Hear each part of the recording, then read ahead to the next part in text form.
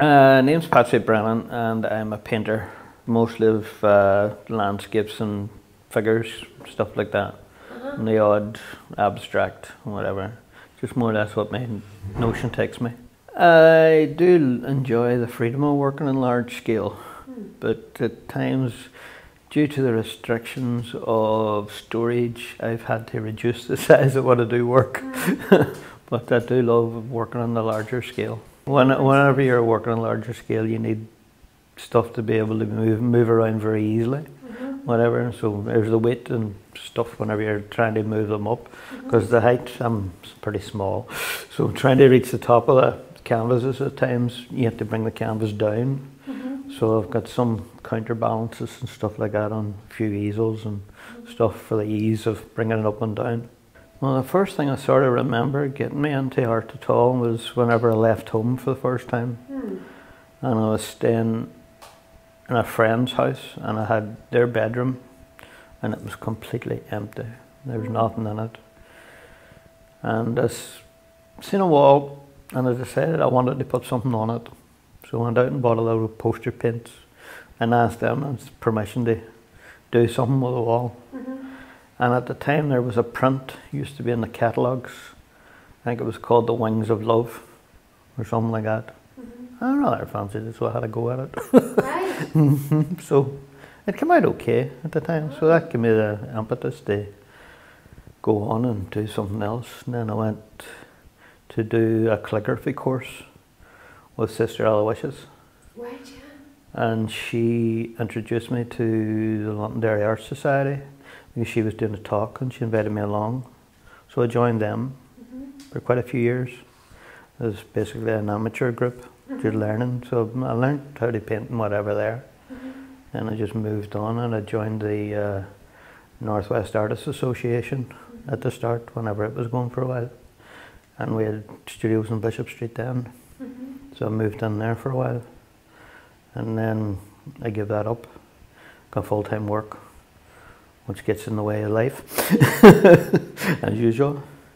And then from that, I eventually got back into the studios in Pump Street, and then across now to Bishop Street again. So it's all kind of gone full circle again.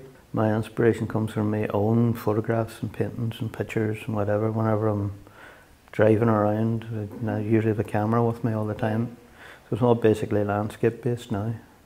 And with odd figures, shapes still. But whenever you're looking around in rain and stuff like that, you can see reflections and stuff. So that kind of sort of encourages more abstract shapes. You can see the different patterns and whatever, and working with them. So basically I'm kind of sort of headed back in towards more textural work and stuff like that. Whenever I even working on figures and stuff like that, I like to get texture into it. So there's a lot of texture in my work and colour. And is it mainly oil paint you're using, or Predominantly oils. Predominantly oils. I do use pastels and stuff like that just for sketching, and watercolours a lot for sketching whenever I'm outdoors, because I had a plein air group for a while, for about 3 years, and we used to travel around all in a show and whatever every Saturday or Sunday for about 3 years. And that kind of sort of went by the wayside as well. As things do, because people do get tired going out and whatever, so and I still go out every now and again. Still. And do you get a chance to exhibit your work often, or what happens to the work that you make? A lot of it sits in the studio. But I usually get an exhibition about once a year. Roughly about that.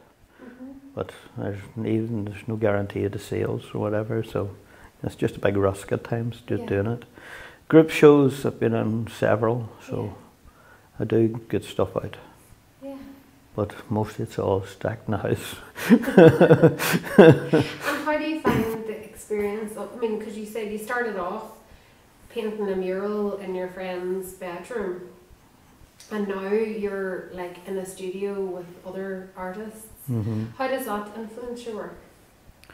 Well, you can talk a wee bit more freely about your work, because you're not just isolated. you're on your own thoughts. You don't know where you're going to go. But then other artists come in and they see things in your work that you don't actually see, and it kind of sort of puts you in a slightly different direction, or it makes you correct something that you've kind of sort of missed. Because whenever you're really into your work, you don't see most of it. That's a stepping back and getting another view from somebody else, and seeing how they work as well and how they do things. So it sort of helps you to kind of sort of open your mind a bit.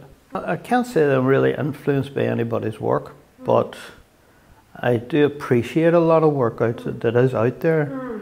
There's Kurt Jackson for landscapes and stuff like that, and Joanna Erdely, a Scottish painter. I love her landscapes, especially her seascapes and stuff. And the usual, the impressionists and stuff like that. But amongst the impressionists, I would actually go for Renoir most of the time. I prefer his work. And then to the other extreme, kind of sort of in figures and whatever, I love Kandinsky's work and stuff like that. I go from one extreme to the other. I'm a kind of sort of constant surfer of the tube. I have two pieces. Both of them they're sort of people in a sort of beach scene, but while both of them are on a beach, they're two contrasting. One is kind of sort of somebody standing with their dog looking out to the sea and whatever, in a kind of sort of melancholic way. And the title of that is "It Was on a Day Like This." So there's big waves and stuff, so it's kind of sort of melancholic. Whereas the other one, while there is still sort of big waves in it, is actually a mother and a son playing on the edges of the waves, and the reflection in the sand. So it's kind of sort of, while it's the same type of thing, it's a different contrast or the feel. So that's what I'm working on at the minute.